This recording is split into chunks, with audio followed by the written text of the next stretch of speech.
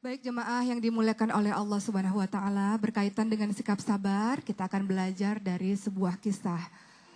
Terkadang ujian menimpa kita bukan dari orang-orang jauh, justru dari orang-orang terdekat kita. Lihat, betapa banyak mertua perempuan berselisih dengan menantu perempuan. Ada apa ini? Lihat sebuah kisah seorang wanita bernama Urainab baru saja menikah dengan laki-laki yang bernama Yazid. Di hari pertama pernikahan mereka, Yazid membawa sang istri untuk tinggal bersama-sama dengan ibunya Yazid. Mereka tinggal di rumah itu bertiga saja. Kemudian apa yang terjadi, Bu? Di hari pertama pernikahan, Urainab langsung merasa tidak nyaman tinggal di rumah itu karena ia merasa tidak suka dengan ibu mertuanya. Apa-apa serba diatur, apa-apa ibu mertuanya ini selalu ikut campur, apa-apa selalu salah di ibu mertuanya ini. Itu yang membuat Urainab berkata kepada Yazid, "Kenapa kita tidak tinggal berpisah saja dari ibumu? Karena aku lambat laun bisa saja membenci ibumu," kata Urainab. Apa yang dikatakan oleh Yazid, bagaimana mungkin kita tinggal terpisah? Pertama, kita bukan orang yang kaya raya memiliki banyak rumah. Kedua, ibuku adalah ibu yang sudah tua renta dan ibuku sebatang kara. Aku adalah anak yang harus berbakti kepada ibuku, orang tua satu-satunya. Dan kemudian yang terjadi setiap hari antara ibunya Yazid dan Urainab, istrinya Yazid, senantiasa berselisih terus-menerus. Urainab merasa tidak tahan dengan sikap ibunya Yazid.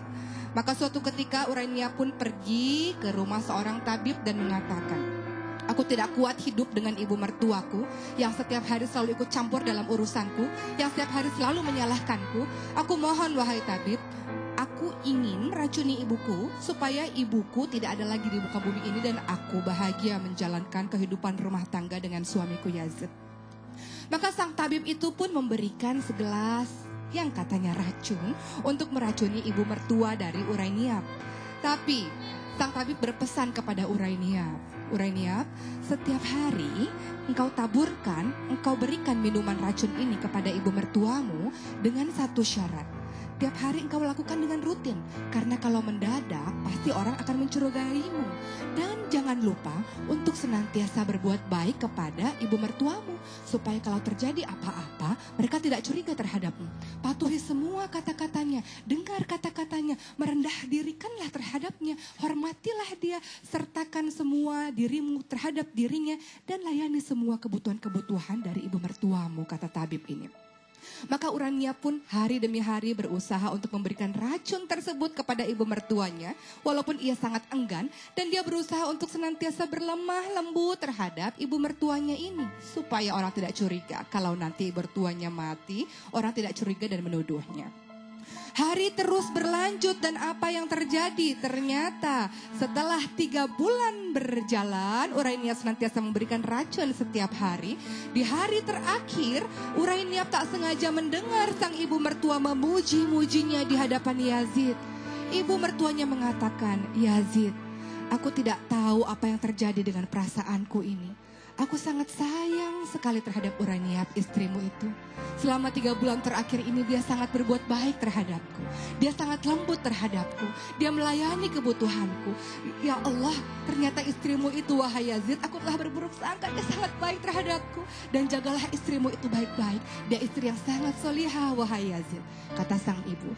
Maka berderailah air mata dari Urainab. Kemudian ia menangis dan berlari menuju ke rumah tabib dan mengatakan, "Tabib, tolong aku, berikan penawar racun dari mertuaku ini. Aku tidak ingin membunuhnya. Ternyata ibu mertuaku sangat menyayangiku. Aku menyesal karena meracuninya. Berikan penawar, wahai tabib. Berikan penawar agar dia tidak mati, wahai tabib," kata Urainab dengan bersungguh-sungguh dan berurai air mata.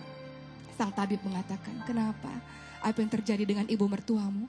Ibu mertuaku sangat baik selama 3 bulan terakhir ini. Tidak pernah memarahiku. Tidak pernah masuk urusan rumah tanggaku. Dia sangat baik terhadapku dan aku sangat menyesal karena berniat untuk meracuninya." Apa kata tabib? "Ketahuilah, racun ini hanya air putih biasa. Dia bukan racun. Yang racun adalah pikiran dan hatimu. Karena pikiranmu selalu kotor terhadap ibu mertuamu yang menginginkan terbaik untukmu. Ibu mertuamu yang menginginkan engkau melayani yang terbaik untuk suamimu. Yang racun adalah hatimu karena engkau senantiasa berburuk sangka dan kotor sekali. Maka Urainia pun kembali ke rumah dan bersimpuh di kaki sang ibu mertua. Ibu mertuaku, engkau ibuku. Ibu mertuaku, aku minta maaf atas semua perlakuanku. Nasihat-nasihatmu adalah kebaikan untukku. Lihat, ketika mendapatkan ujian demi ujian, apa yang dilakukan? Harusnya adalah introspeksi diri, sabar, dan lakukan kebaikan demi kebaikan. Karena in ahsantum ahsantum li anfusikum wa in asatum falaha. Kebaikan untuk dirimu sendiri.